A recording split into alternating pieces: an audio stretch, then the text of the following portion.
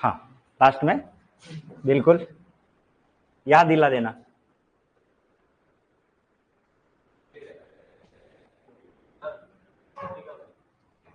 नमस्कार मित्रों। हाँ, अभी जस्ट किया। देखिए, नहीं कमेंट आने दिए हो कुछ क्या हुआ क्या? हाँ, तो एंड क्यों कर रहे हो? देखो ना, स्टूडेंट के कमेंट नहीं आ रहे, अभी जस्ट किया। देखो, खास तो ये इनमें ये देखो, एक बार कमेंट आ जाए ना कि अब इनको बच्चे को आवाज सुनाई दे रही है तो ठीक रहेगा। यस, नमस्कार मित्रों। हाँ यस, वो कमेंट आ गए। चलो, हाँ लाइव हो गया। ओके, चलिए। आपका जो पेपर है वो तो 1 तारीख को है ना आपका पशु परिचर का। हाँ, जो भी है, जब भी है उसकी आप सबको मेरी शुभकामनाएं, अग्रिम शुभकामनाएं, और उसमें आपको 100% कामयाबी मिले। ठीक है, और यहाँ का जो ऑफिशियल पेपर होता है वो भी होगा, और वो आपको बता देंगे कब है, उसका टाइम कैसे क्या है। पेपर मैंने बनाया, उसमें 20 क्वेश्चन है, जिसमें उपसर्ग और प्रत्यय दोनों कंबाइंड क्वेश्चन आएंगे। ठीक है, लेकिन कोई संख्या फिक्स नहीं कर रखी है कि उपसर्ग के 10 है, या मैंने गिने नहीं है। मैंने टोटल 20 क्वेश्चन लिए हैं, जो आपके पुराना जो उपसर्ग का कुछ पार्ट रह गया था उसमें से, और प्रत्यय का एक और अगला टेस्ट जब होगा इस टेस्ट के अलावा, तो कुछ क्वेश्चन प्रत्यय के और डालूंगा और कुछ क्वेश्चन समास के लूंगा, क्योंकि अब समास का टॉपिक अपन स्टार्ट करने वाले। तो आज हम जो टॉपिक पढ़ने वाले हैं वो कौन सा टॉपिक है? समास का। ठीक है, अभी 10 से 15 मिनट आपको लिखना कुछ भी नहीं है, सारा चीज कंटेंट में आपको लिखवा दूंगा। देखिए, जब भी समास का टॉपिक पढ़ते हैं तो हमारे दिमाग में 2-3 बातें रखनी चाहिए कि परीक्षा में प्रश्न कैसे आते हैं और किस तरीके से आते हैं और हमें क्या तैयारी करनी है। ठीक है, बचपन से हम पढ़ते आए हैं कि समास कितने होते हैं, तो समास संख्या में हम 6 पढ़ते आए हैं। वास्तव में समास 6 नहीं होते हैं, समास 4 होते हैं। एक बात तो ये याद रखनी है। अब प्रश्न पर डिपेंड करता है वो किस प्रकार का प्रश्न पूछ रहा है, उसकी भाषा कैसी है। अगर वो ये पूछे कि पदों की प्रधानता के आधार पर समास कितने प्रकार के होते हैं, तब तो हमें 4 प्रकार से लिखना है, 4 होते हैं।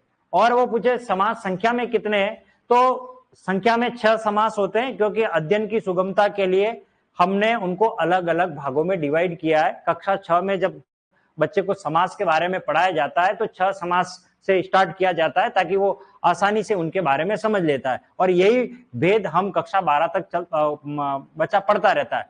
तो इसलिए दिमाग में एक ही बात रहती है कि समास संख्या में कितने? 6। लेकिन वास्तव में समास का जो वर्गीकरण किया है, डिवाइडेशन कर रखा है, उसका आधार है पदों की प्रधानता। अब पदों की प्रधानता क्या है, कैसे है, इसको थोड़ा समझ लेते हैं। तो सबसे पहले हम बात करते हैं ये समास शब्द बना कैसे। तो समास शब्द बना है सम प्लस आज से। देखिए, मैं आपको एक और बात बता दूं, राजस्थान पत्रिका का आज का पेज कितनी बड़ी उसने गलती की है, बहुत बड़ी गलती की है।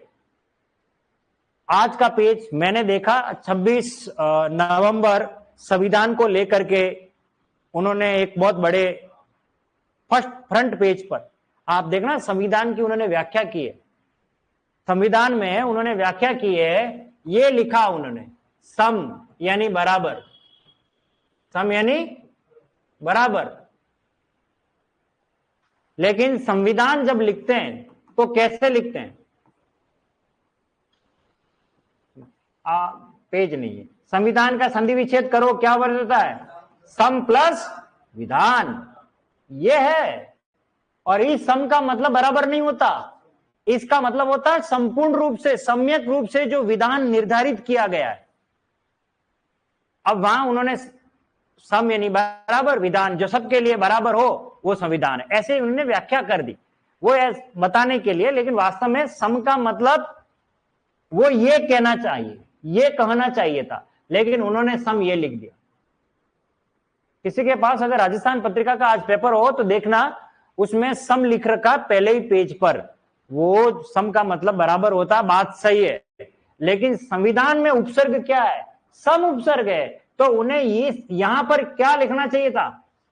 सम्यक और फिर ये बराबर हटाना चाहिए था और ये संपूर्ण रूप में अर्थ में आता, लेकिन उन्होंने क्या उस शब्द को मिलाने के लिए कि संविधान सबके लिए बराबर है इसलिए सम लिख दिया। लेकिन कहीं ऐसा नहीं कि आप उस सम को देख करके चले जाओ और वहां परीक्षा में सम लिख दो, तो ध्यान रखना। तो ये बहुत छोटी छोटी गलतियां कर देते हैं लेकिन फिर बाद में वो बड़ी गलती बन जाती है। खैर, तो समास शब्द बना है सम प्लस आस से। सम का मतलब होता है सम्यक, सम्यक का मतलब होता है पूरी तरह, आस का मतलब होता है पास बैठाना। आस का मतलब क्या होता है? पास बैठाना। इसका अभिप्राय ये हुआ कि दो शब्दों को पास में बैठाना। संधि में दो वर्ण आपस में बैठते थे और समास में दो शब्द आपस में बैठते हैं। दो बात तो ये क्लियर हो गई, समास शब्दों का मेल है, संधि वर्णों का मेल है, दोनों जुड़े रहे। फिर दोनों में अंतर क्या है? दोनों में अंतर यह है कि समास शब्द को कम करता है। जैसे देखिए, मैं ये लिख रहा हूं जल की धारा, जल की धारा, मैं इस शब्द का बार बार प्रयोग करूंगा। जल की धारा बह रही थी, जल की धारा में हम भी जा रहे थे, जल की धारा, इतनी बार जल की धारा, तो समय की बर्बादी हो रही है। हम क्या करते हैं, इस की को क्या कर रहे हैं? कम कर रहे हैं, और कम कर रहे हैं और उसमें डायरेक्ट हम इसमें क्या लिख रहे हैं? जल धारा।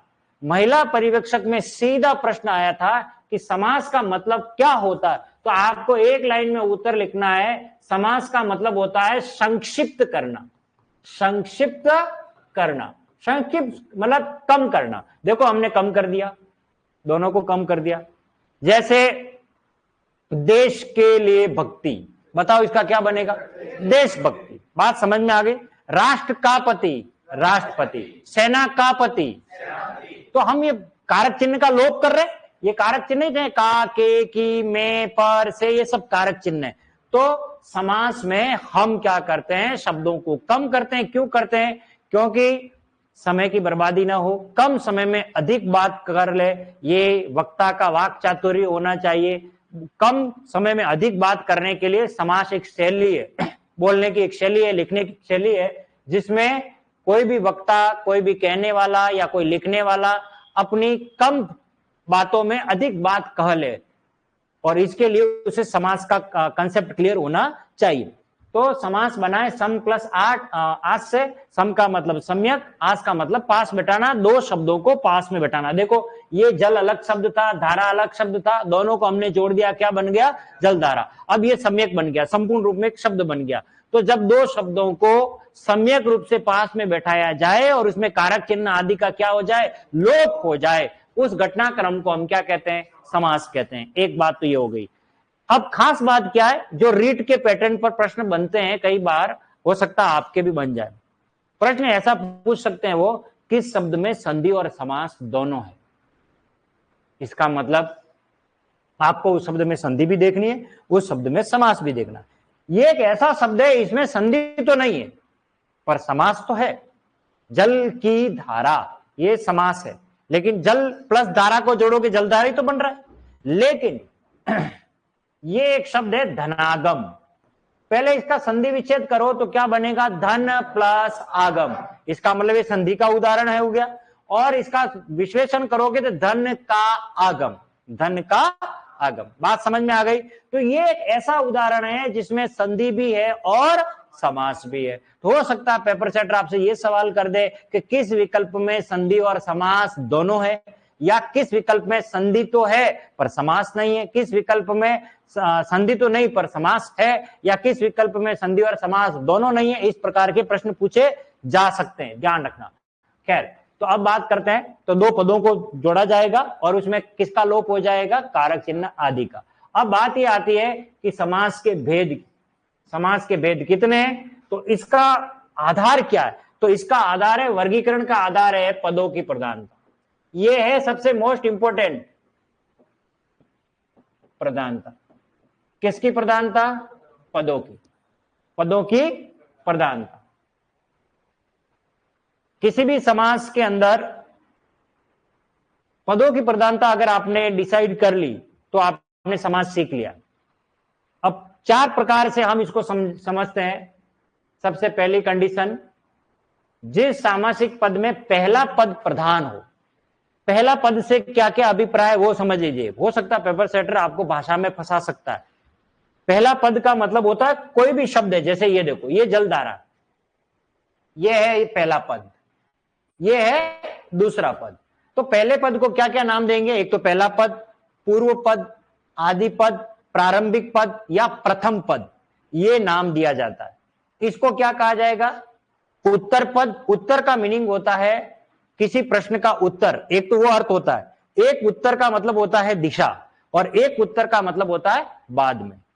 तो यहां उत्तर का मतलब होता है बाद में। तो हो सकता है आपको यूं पूछे उत्तर पद प्रधान हो या दूसरा पद प्रधान हो, या आपसे सवाल किया जाए अंतिम पद प्रधान हो या द्वितीय पद प्रधान हो, तो शब्द एक ही है। लेकिन ध्यान रखना, ये इन शब्दों का प्रयोग नहीं करते हैं, वो ज्यादातर दो शब्द सबसे ज्यादा काम में लेते हैं, आदि पद या उत्तर पद। आदि का मतलब प्रारंभ, आदि का मतलब क्या होता है? तो हम इसकी बात कर रहे हैं। और उत्तर पद की बात करें तो इसकी बात कर रहे हैं, अंतिम पद की, यानी कि दूसरे पद की बात कर रहे हैं, यानी बाद वाले पद की। तो जिस सामासिक पद में पहला पद प्रधान हो उसको नाम दिया गया अव्ययी भाव समास। उसे क्या नाम दिया गया? अव्ययी भाव समास, ये नाम दिया गया। जिस सामासिक पद में दूसरा पद, बाद वाला पद या उत्तर पद अगर प्रधान है, उसे नाम दिया गया तत्पुरुष समास। उसे क्या नाम दिया गया? तत्पुरुष समास। जिस सामासिक पद में दोनों के दोनों पद प्रधान हो उसको नाम दिया गया द्वंद्व समास। देखो लिखने की शैली समझ लेना, ये है शुद्ध द्वंद्व, ठीक है, द्वंद्व। और इसको अगर ऐसा नहीं लिखना आवे तो ऐसा भी लिख देते हो, पर ज्यादा ये सही नहीं है, ये मानक है, मानक ही लिखना है, ठीक है। हालांकि इस शब्द को तो मैं शब्द शुद्धि में 3 बार पढ़ाऊंगा आपको। और जिस सामासिक पद में कोई भी पद प्रधान न हो उसको हमने नाम दे दिया बहुव्रीहि। उसे क्या नाम दिया? बहुव्रीहि समास। तो पदों की प्रधानता के आधार पर समास कितने प्रकार के हो गए? 4। बस यही समास है और कोई समास नहीं है। कितना हम गलत पढ़ते आए, और आप गलत वास्तव में नहीं पढ़ते आए थे। एक्चुअल में क्या, जिस समय हम पढ़ते थे उस समय हमारी बौद्धिक क्षमता उतनी विस्तृत नहीं थी, उतनी व्यापक नहीं थी कि हम सारी चीजें एक साथ, जैसे अभी हम पढ़ रहे हैं, उतना हम गहनता से उसका अध्ययन कर सके इजीली, यानी सरल तरीके से बच्चे को समझ में आना चाहिए। समास 6 होते हैं बस, इसलिए वो 6 पढ़ा लिए गए। वास्तव में समास कितने होते हैं? 4, पदों की प्रधानता के आधार पर। अब बात यह आती है कि सर पदों की प्रधानता का क्या मतलब है, और वो 2 समास कौन से हैं और वो किस श्रेणी में आएंगे, वो हम कैसे पता लगाएंगे, उसको भी हम आगे लेके चलते हैं। ये बात तो हो गई आपके 4 समास की। अब बात रही 2 समास और जो हमने बचपन में पढ़े थे, आपको याद हो तो। एक समास हमने पढ़ा था कर्म धारय समास, और एक दूसरा समास हमने पढ़ा था द्विगु, और जिसको लिखने का तरीका है मानक, वो ऐसे है द्विगु, द्विगु समास। बात समझ में आ गई? अब बात यह आती है कि कर्मधारय और द्विगु समास मैं क्यों नहीं पढ़ा रहा हूं आपको इन 4 के साथ में, उसका कारण है। अब हम बात करते हैं पद की प्रधानता। चलिए, इसको समझना बहुत जरूरी है। मैं कुछ शब्द लिख देता हूं, जल्दी आपको समझ में आ जाएगा।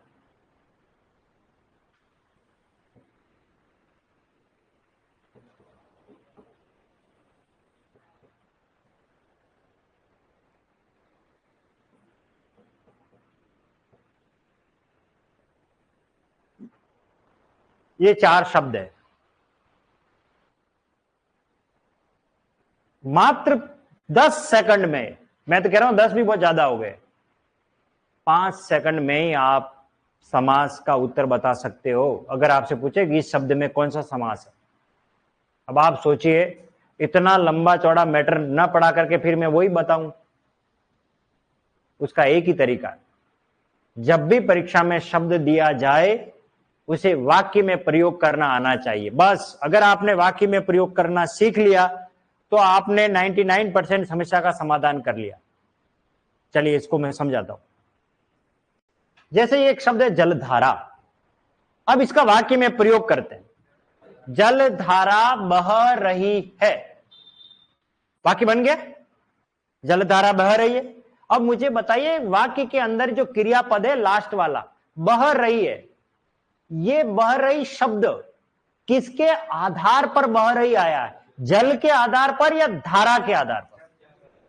नहीं, जल तो पुल्लिंग शब्द है, जल बह रहा है, तो किसके आधार पर बह रही आया है? धारा के आधार पर आया। तो प्रमाणिकता अर्थात प्रधानता किसकी है? धारा की। प्रधानता किसकी हो गई? धारा, धारा की प्रधानता हुई। और धारा कौन सा पद है? उत्तर पद। अब मुझे बताओ किस सामासिक पद में उत्तर पद प्रदान होता है? तो जल धारा में समास कौन सा हो गया? बस ये काम हो गया। बात समझ में आ गई आपको?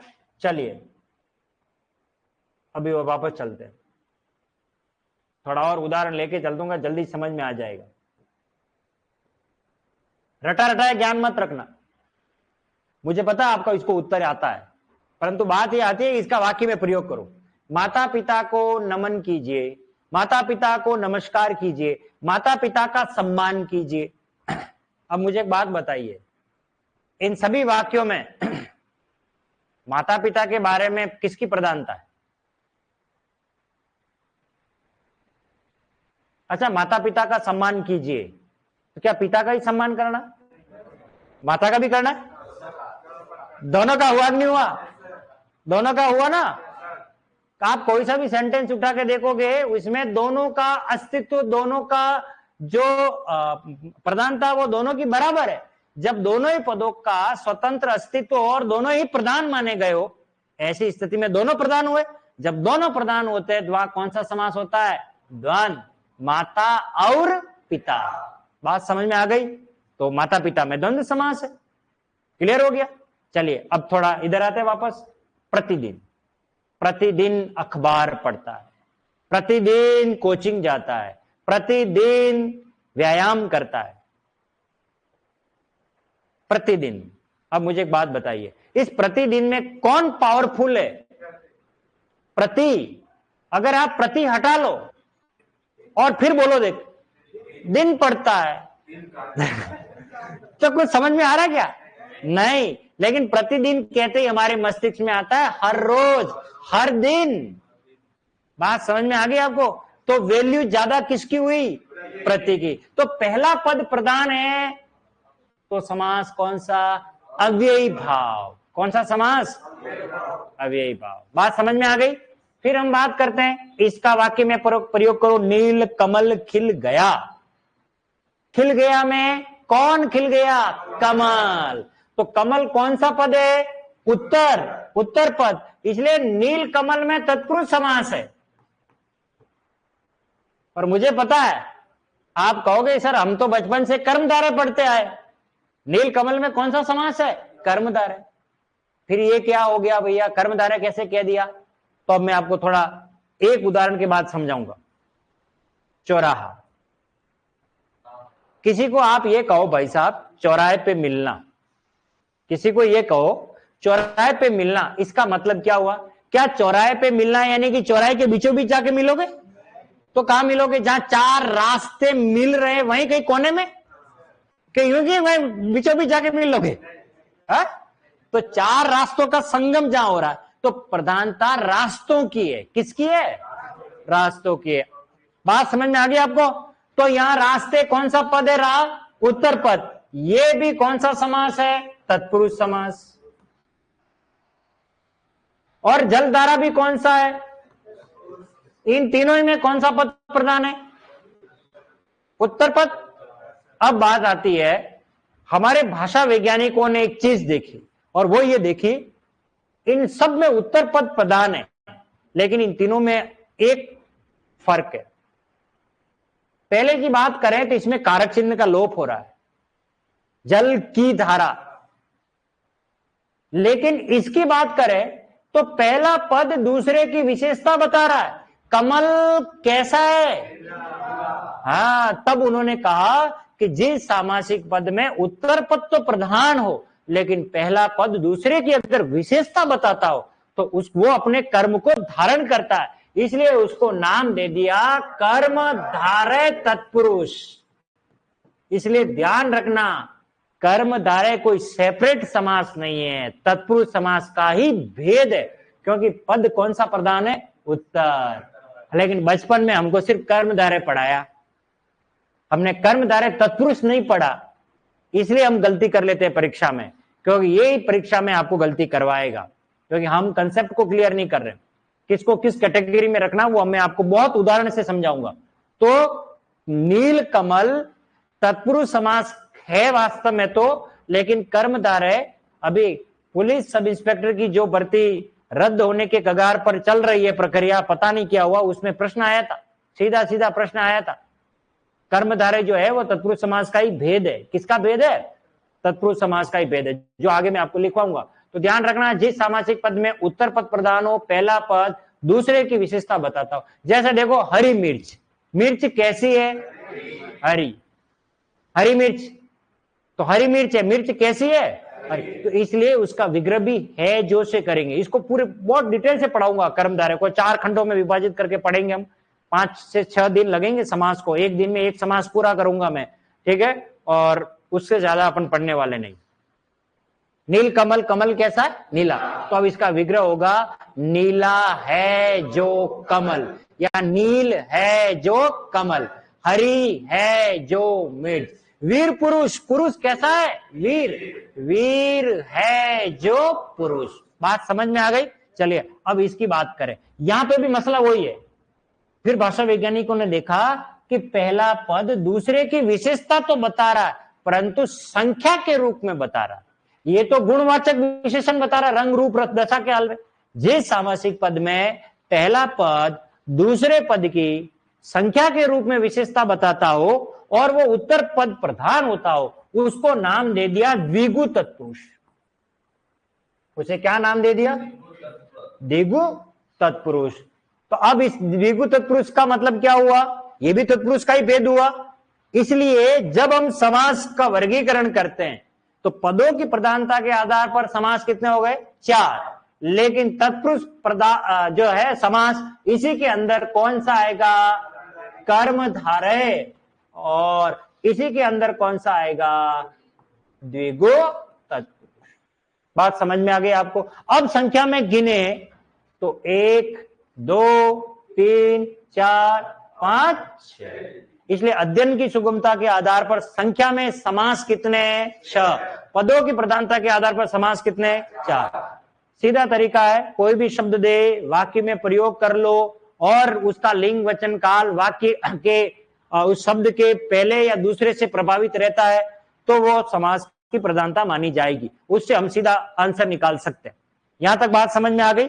अब बात करते हैं, हर एक को एक एक में क्लियर कर रहा हूं। पहला पद अव्यय हो, वो अव्यय भाव, दूसरा प्रधान तत्पुरुष, कर्म द्विगु मैंने पढ़ा लिया, दोनों के दोनों प्रधान द्वंद। अब मसला यहां है, इन सभी में से आपको हो ये एक भी नहीं पढ़ो तो कोई बात नहीं, पर इसको जरूर पढ़ना, क्योंकि सर दर्द यही है, हम कैसे पता लगाए दोनों प्रधान है या नहीं। जहां दोनों के दोनों पद प्रधान नहीं हो, कोई तीसरा अर्थ निकलता हो, कोई विशिष्ट अर्थ निकलता हो, उसको कहते हैं हम बहुब्री। और पेपर सेटर बहुब्री से ही पूछेगा, क्योंकि उनको पता है इन छोरों को बहुब्री आता है कि नहीं आता है। लेकिन डरने की जरूरत नहीं, मैं खूब आपको सिखा दूंगा बहुब्री को किस तरीके से परीक्षा में पढ़ना है। जे सामासिक पद में कोई भी पद प्रधान नहीं हो। चलिए हम बात करते हैं। मैं एक शब्द लिख रहा हूं, आप इसको थोड़ा पढ़िए, क्या लिखा है? दोगला। गले कितने? गले कितने? जिसके 2 गले हो उसको 2 गला कहते हैं। इस शब्द का मीनिंग बता रहा हूं। तो पहला पद संख्यावाचक है और इसकी विशेषता बता रही, गले कितने, तो ये द्विगु तत्पुरुष है। दोगला शब्द में कौन सा समास है? द्विगु। परंतु द्विगु नहीं है। परंतु द्विगु नहीं है, क्यों नहीं है?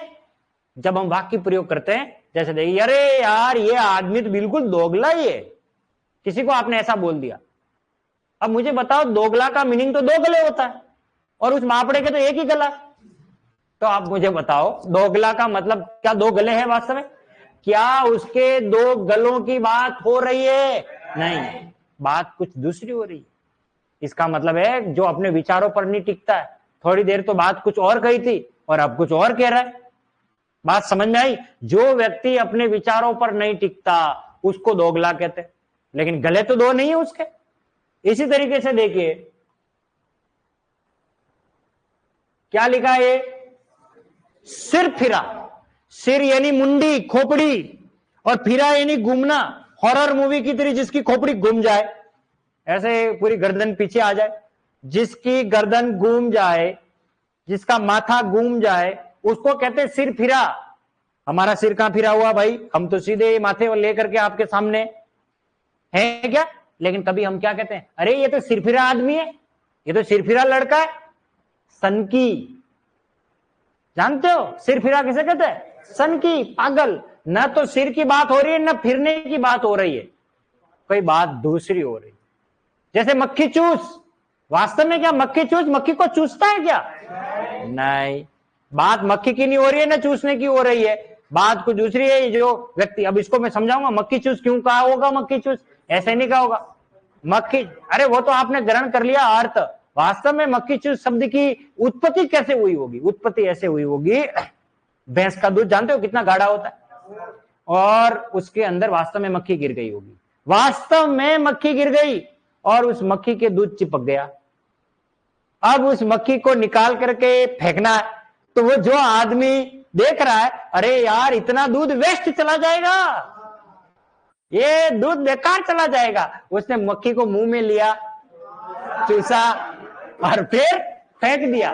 अब आप सोचो, जो व्यक्ति दूध में पड़ी मक्खी को चूस करके फेंक देता हो, वो व्यक्ति कितना कंजूस होगा। इसलिए कहा गया, और कितना भी कंजूस क्यों नहीं हो व्यक्ति, क्या मक्खी थोड़ी चूसता होगा। अब आपको समझ में आ गया, बात मक्खी के चूसने की नहीं हो रही है, कंजूसपनी की बात हो रही है। तो दोनों में से कोई पद प्रदान नहीं हो, कोई अन्य अर्थ निकलता हो, वहां कौन सा समास होगा? बहुब्री। बात समझ में आ गई आपको? ऐसे खूब उदाहरण है हमारे बहुब्री के। तो पदों की प्रधानता के आधार पर समास कितने हो गए? 4। अध्ययन की सुगमता के आधार पर 6। इस हिसाब से देखो संख्या में 6 समास के नाम है। कौन कौन से?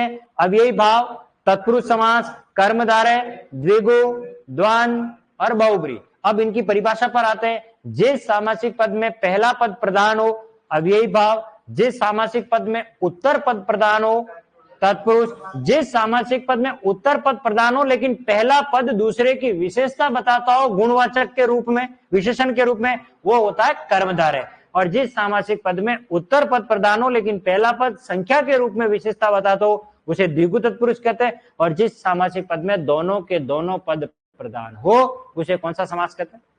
द्वंद्व। और जिस सामासिक पद में कोई भी पद प्रधान नहीं हो, पूरा का पूरा पद अन्य अर्थ देता हो, उसे हम क्या कहते हैं? बहुब्री। यहां तक बात समझ में आ गई? कोई दिक्कत है क्या? अब बात करते हैं समास शब्द के विलोम की। समास का मतलब है संकुचित करना, कम करना, संक्षिप्तीकरण करना, और इसका उल्टा होता है व्यास। समास का उल्टा क्या होगा?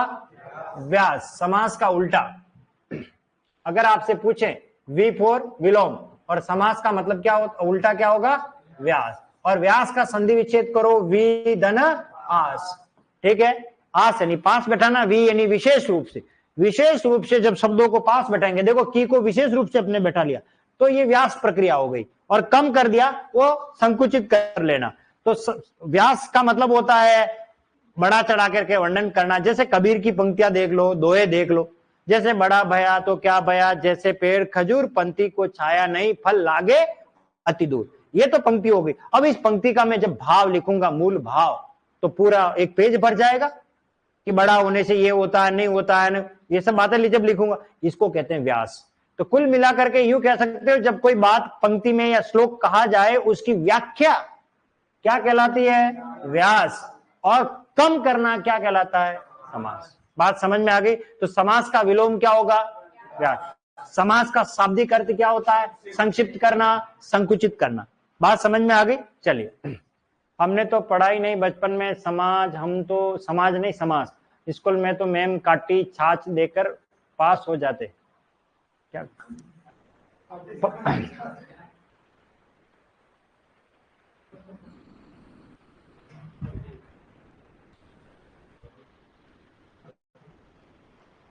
कौन सवाल कर रहा है? ये नरेश कुमार प्रजापति। सर कृपाचार्य का संधि विच्छेद, ये संधि विच्छेद कहां से आ गया? कृपाचार्य, कृपधन आचार्य। ए भैया, क्या महाभारत नहीं पढ़ी? कृप और कृपी, ये इनकी पत्नी थी, और ये कृप से कृपाचार्य बना हुआ है।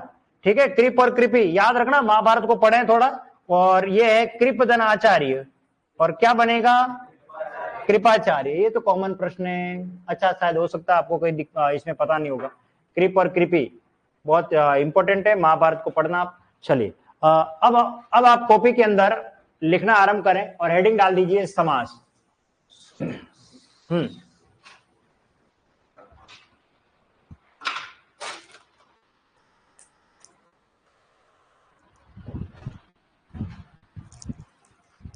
मैं पीपीटी लगवा देता हूं, थोड़ा ठीक रहेगा। एक मिनट रुकना। हाँ, अरे राजेंद्र जी, यार वो कौन है अंदर? पीपीटी लगवानी है एक। लो मेरे पास है चाबी।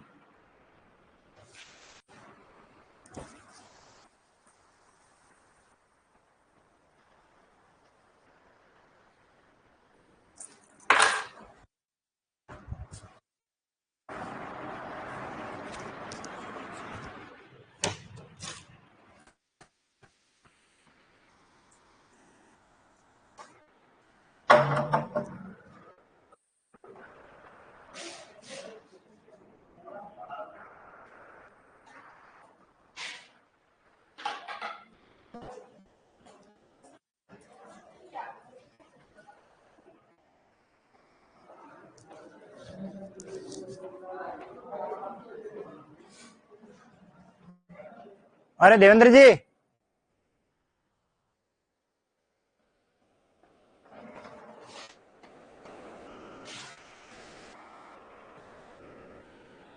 सारे लोग कहाँ गए यार? अरे कहाँ गए? एक पीपीटी लगवानी है अंदर, कहाँ गए? बुलाओ नहीं इनको। अरे क्लास रनिंग चल रही है मेरी। कहाँ रह गए? कोई नहीं है। हाँ, फोन करो। हाँ हाँ, अरे खाना खाने कहाँ है देखो। अरे दूसरे और भी थे क्या यार?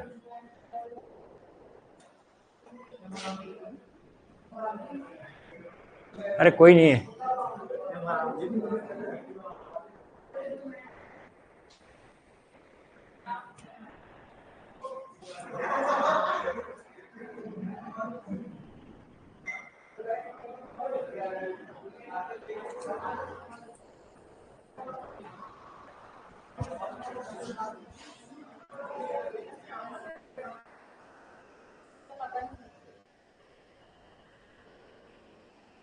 बुलाओ बुलाओ फटाफट उनको।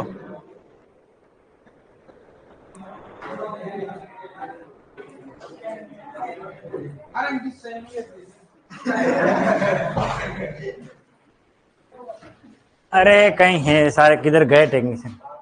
कहीं फाइल वाइल उड़ेगी मेरी जिम्मेदारी नहीं।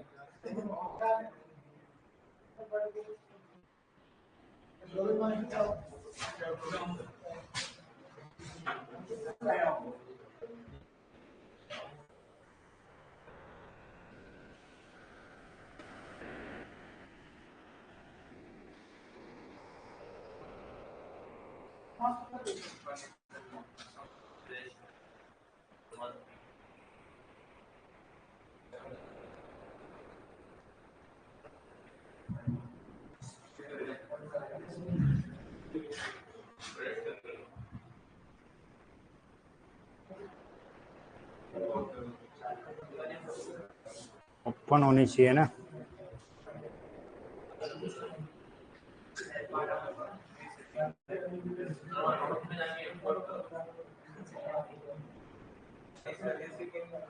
इसी में तो लिया इंपोर्ट।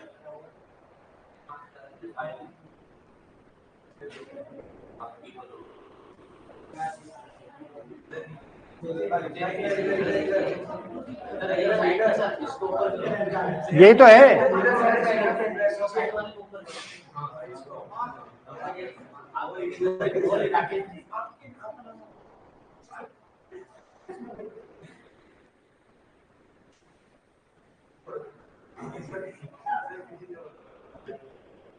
पीपीटी एक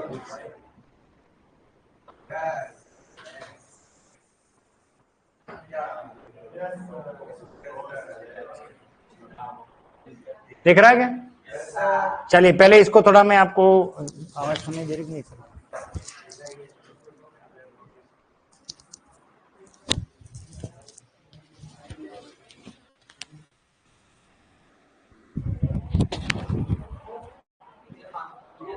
हाँ नहीं रुको रुको, कुछ चीजें क्लियर कर लेता हूं। चलिए देखिए थोड़ा समझ लेते हैं तो आ गया। हाँ वैसे ठीक है। देखो दो या दो से अधिक हो सकता है आपको परिभाषा से प्रश्न पूछे, तो दो या दो से अधिक शब्दों का मेल जिसमें कारक चिन्ह, मैंने कहा था ना कारक चिन्ह, एक तो ये चिन्ह लिखने का तरीका देखो कैसे, ऐसे ही लिखें। अगर आपने इस तरीके का लिख दिया चिन्ह तो ये गलत। हाँ ये चिन्ह बोलते अपन चिन्ह है, परंतु वास्तव में चिन्ह है, ह आधा है न पूरा है। ठीक है, कारक चिन्ह आदि का लोप होता हो उसे क्या कहते हैं? समास कहते हैं। ठीक है, जैसे जल प्लस धारा क्या बना? जलधारा, और इसका विग्रह क्या हुआ? जल की धारा। समास का शाब्दिक अर्थ, ये महिला पर्यवेक्षक में पूछा हुआ, इसे मैंने लाइन दे दी। इसमें समास का शाब्दिक अर्थ है संक्षिप्त करना। ठीक है, अर्थात संक्षिप्तीकरण यानी कम करना। ले ली मैंने, कंप्लीट कर दी। हाँ मैं पूरा कॉरिडोर ढूंढ के आ गया आपको। ठीक है, संक्षिप्त करना। समास शब्द सम धन आस से बना है, सम के हलंत लगाना है, ध्यान रखना, जिसका अर्थ है उचित रूप से पास में बैठना। यही मैंने आपको बताया। देखो जल एक शब्द था, धारा एक शब्द था, इसको उचित रूप से अपन ने क्या किया? पास बैठाया, तो ये शब्द बन गया जल धारा। समास का विलोम क्या होता है? व्यास, ये ध्यान रखना। किसी शब्द में संधि और समास दोनों हो सकते हैं, जैसे धनागम, धन प्लस आगम, इसमें क्या है? संधि। और धन का आगम ये क्या है? समास। क्लियर हो गया? और किसी किसी शब्द में समास तो है पर संधि नहीं, जैसे जलधारा, इस शब्द में क्या है? समास तो है पर इसमें क्या नहीं है? संधि नहीं है। क्लियर? फिर आगे चलते हैं। पदों की प्रधानता के आधार पर समास के कितने भेद हैं? 4। इसको थोड़ा समझना, ये यहां गलती कर लोगे आप, क्योंकि उदाहरण इधर उधर चले जाएंगे, ये टाइपिंग में कहीं एरर रह गई होगी तो फिर दिक्कत हो जाएगी। ठीक है, चलिए। पदों की प्रधानता के आधार पर समास संख्या में कितने? 4। 1 2 3 4। ओके, एक तो अव्ययी भाव समास, दूसरा तत्पुरुष समास, तीसरा द्वंद्व। यह है द्वंद्व लिखने का तरीका। और बहुव्रीहि नहीं करना है, बहुव्रीहि करना, वी बड़ी होती है मात्रा और ही छोटी होती है। यह भी कई बार आपको शब्द शुद्धि में पूछते हैं। अब तत्पुरुष समास जो है ये, इसको हमने अलग अलग भागों में डिवाइड किया है। एक कर्मधारय तत्पुरुष समास, दूसरा द्विगु, और ये लुप्त पद है, इसको आगे मैं पढ़ाऊंगा। और एक नए तत्पुरुष भी होता है, खैर अध्ययन के लिए ये 3 बहुत है हमारे। ठीक है, अब इस पर आते हैं, इसके उदाहरण पर। तो यथाशक्ति जो है वो अव्ययी भाव का उदाहरण है, आगे मैं पढ़ाऊंगा। ठीक है, अव्ययी भाव, ये कौन सा समास है? अव्ययी भाव। जल की धारा कारक चिन्ह का लोप है, तो हमने इसको नाम दे दिया तत्पुरुष। क्या नाम दे दिया? तत्पुरुष। और नील कमल, कमल कैसा है? नीला, तो इसका मतलब ये कर्मधारय, कर्मधारय। और यहां शॉर्ट में आप तत्पुरुष भी लिखना, पूरा लिखोगे कर्मधारय तत्पुरुष समास। फिर चौराहा, देखो पहला पद संख्यावाचक है, इसलिए इसको हमने नाम दे दिया द्विगु और तत्पुरुष। रेलगाड़ी, अच्छा देखो लुप्त पद भी समझा देता हूं, हालांकि आगे पढ़ाऊंगा। लुप्त का मतलब होता है गायब होना, पद का मतलब होता है शब्द से। जिस सामासिक पद में कारक चिन्ह के अलावा अन्य पद भी गायब हो जाए, जैसे जल की धारा में केवल कीज गायब हो रहा था, लेकिन रेलगाड़ी में थोड़ा मामला अलग है। रेलगाड़ी का विग्रह होता है रेल पर चलने वाली गाड़ी, तो रेल और गाड़ी के बीच में देखो पर और चलने वाली, इतने सारे पद गायब हो गए। जिस सामासिक पद में कारक चिन्ह के अलावा अन्य पद भी गायब हो जाए वहां लुप्त पद तत्पुरुष कहते हैं। तो रेलगाड़ी किसका उदाहरण है? लुप्त पद तत्पुरुष। ये आगे पूरा पढ़ाऊंगा, पूरा समास है, खाली परिचय करवा रहा हूं। और माता पिता, पता आपको द्वंद्व समास है। ये द्वंद्व है। और 10 है आनंद जिसके, 10 मुंडे जिसके, ठीक है ना, 10 आनंद उसको कहते हैं जिसके 10 मुख है। मैं 10 मुख लगा दूंगा तो मैं रावण नहीं बनूंगा। रावण तो दुनिया में एक ही था, व्यक्तिवाचक संज्ञा। आपको पता है जिसने सीता का क्या किया था, हरण किया था, और भगवान राम ने जिनका मर्दन किया था वही दशानन। तो ये क्या हो जाएगा, बहुब्री। आगे इसको पूरा डिटेल से पढ़ेंगे। बात समझ में आ गई? चलिए, तो अभी फिलहाल यहां पर आ जाइए, इसको लिख दीजिए।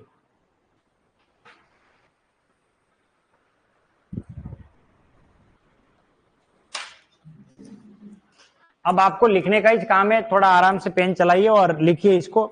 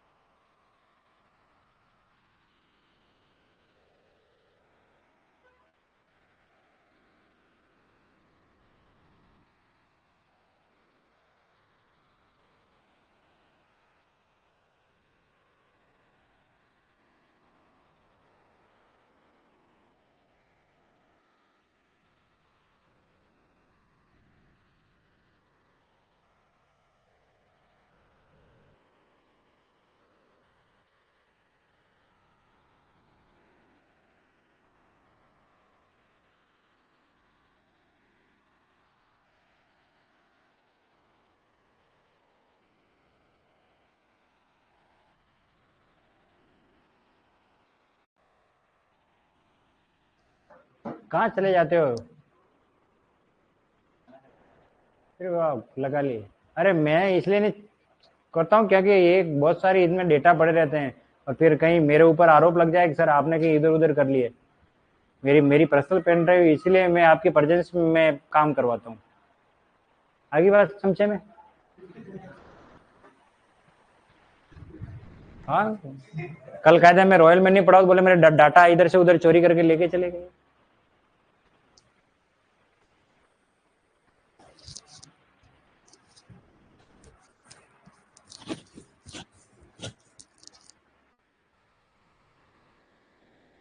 संक्षिप्तीकरण, संक्षिप्त करना।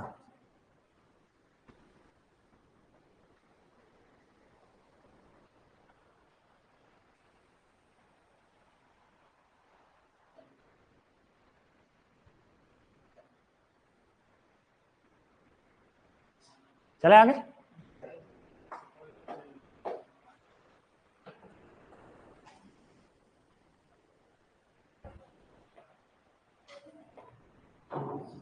आ रहा नहीं आ रहा समझ में?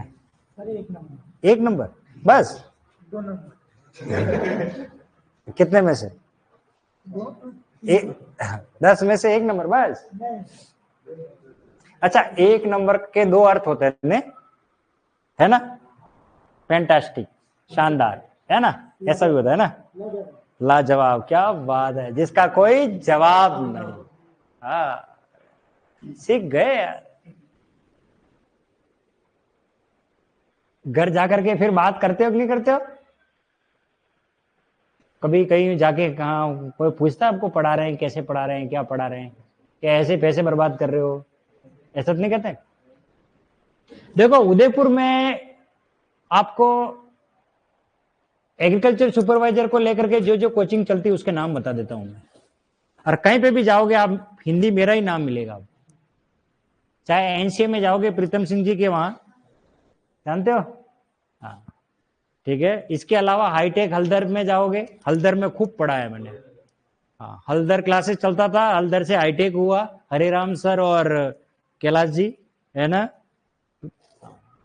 जानते हो कैलाश जी को? कोई हरिराम सर को, हाईटेक हल्दर? हाँ, कभी जाओ, कभी उनसे कभी परिचय हो, कभी मिलना हो, बोलना राकेश सर के स्टूडेंट है। बिल्कुल, खूब पढ़ा है मैंने।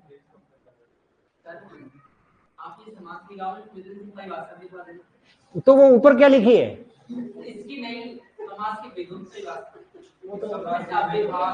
अरे वो सब, अरे भाईया वो पढ़ाऊं, बहुत आगे चला जाता है यार ये, इतना भावुक मत बन यार। अरे आप कहाँ आ रहे, मैं पूरा एक एक समाज पढ़ाऊंगा ना, ये देखो। अरे काय टेंशन ले रहे हो, मैं इतनी डिटेल।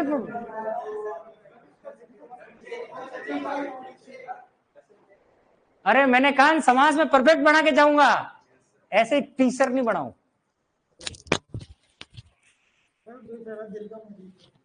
बढ़िया तरीके से आप याद करोगे, आप किसी के पास जाओगे, बोले यार अच्छा समाज पढ़ा है, जिसने भी पढ़ाया, किसी भी कंपटीशन को आप फाइट कर सकते हो।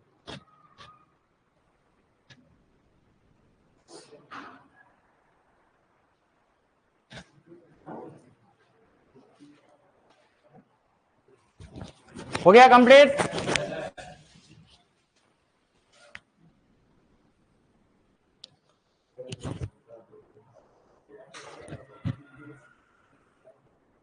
क्या किसी शब्द में संधि और समास दोनों हो सकते हैं? पदों की प्रधानता के आधार पर समास कितने और संख्या में कितने? कर्मधारय और द्विगु तत्पुरुष किस समास के भेद है? तत्पुरुष समास के। किसके? तत्पुरुष। क्लियर है? ओके, चले आगे चलते हैं।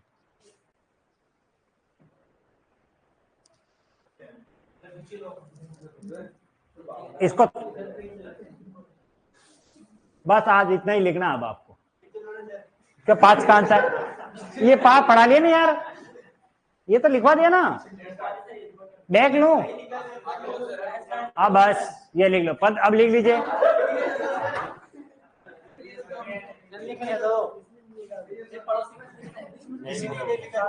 अरे इतना स्लो क्या हो, चलो मैं वापस बैक ले लेता हूँ, फिर वो आपके सारे आ जाएंगे पड़ोसी। चलो एक बार वापस लिख लीजिए, स्पीड थोड़ा रखिए, क्योंकि पीपीटी है सामने, फिर तो कोई दिक्कत ही नहीं है लिखने में, लाइन टू लाइन लिखना ही तो है। नकल करना भी एक शैली है, परीक्षा में मान लीजिए चिट दे देते, फटाफट उत्तर करना है, सर आ जाएंगे, तो उस समय स्पीड रखनी पड़ेगी। स्पीड, हाँ। अरे यार आपकी बात निराली है, ये क्या एक्सपीरियंस है? हाँ, देखो मुझे याद आता है एक बार कोटा यूनिवर्सिटी की एमए फाइनल की, ये लिख लिया क्या? हाँ, लिखते भी रहो और बातें भी सुनते रहो। एमए फाइनल की कॉपी थी और मुझे थोड़ा इमोशनल टच दिया गया, और भाषा ऐसी थी कि थोड़ा मैं भी वो हो गया, भावुक सा हो गया, और अभिवादन करते हुए लिखा कि यह मेरा तीसरा प्रयास है, ठीक है। और क्या लिखा? आदरणीय सर मैडम, क्योंकि पता नहीं कॉपी कौन चेक करेगा, ठीक है ना। आदरणीय सर मैडम, मैं यह तीसरे प्रयास में कार्य कर रही हूं, और अगर मैं इस बार पास नहीं हुई तो मेरी शादी नहीं होगी। उसमें क्या लिखा था? अगर मैं पास नहीं हुई तो मेरी शादी नहीं होगी। अब क्या पता वो लड़की नहीं हो लड़का हो, हमें क्या पता वो किसकी कॉपी है।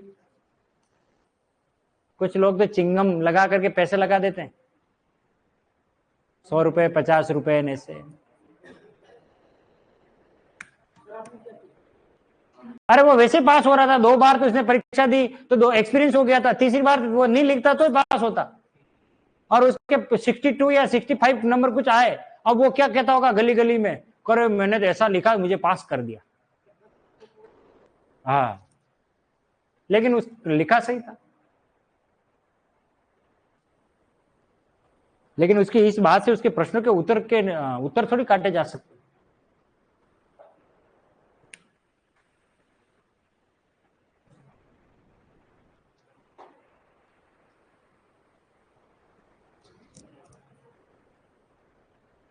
तो ये जो 4 है समास, और इसके जिनके उपभेद हैं इधर कर्मधारय और द्विगु और लुप्त पद, इन सबको हम क्रमशः एक एक पढ़ेंगे, ठीक है ना।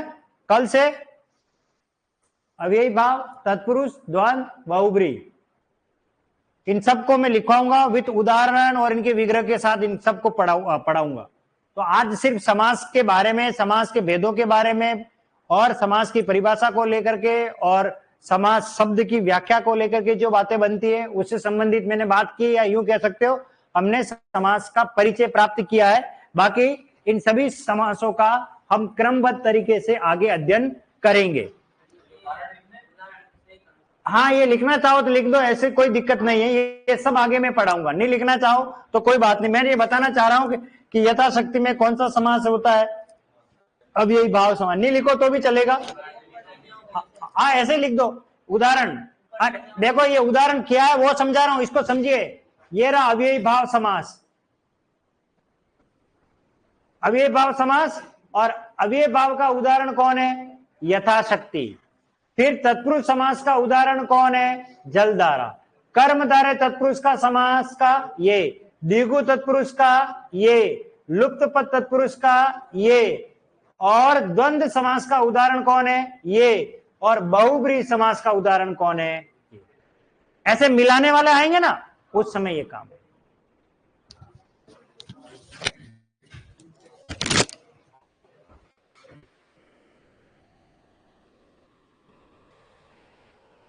तारीख बोलो।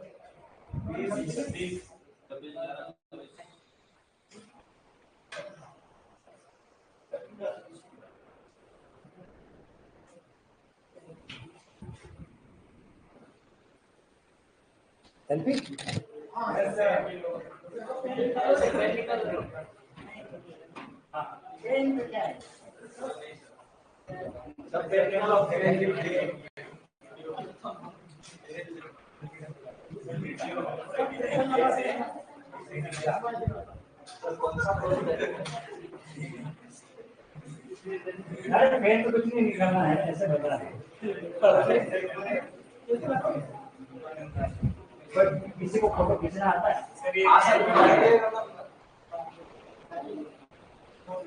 सब चेहरे समझ एक कोई इधर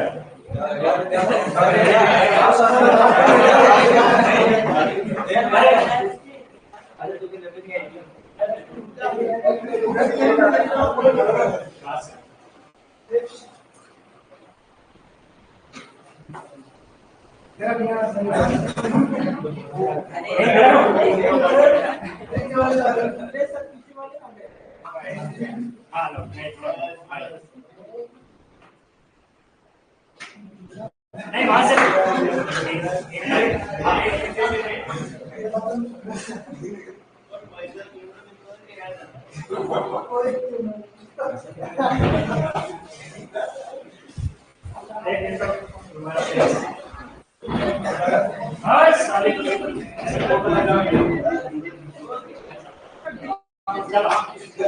सबको दिखाऊंगा, कल दिखाएंगे। हाँ नंबर नोट करो।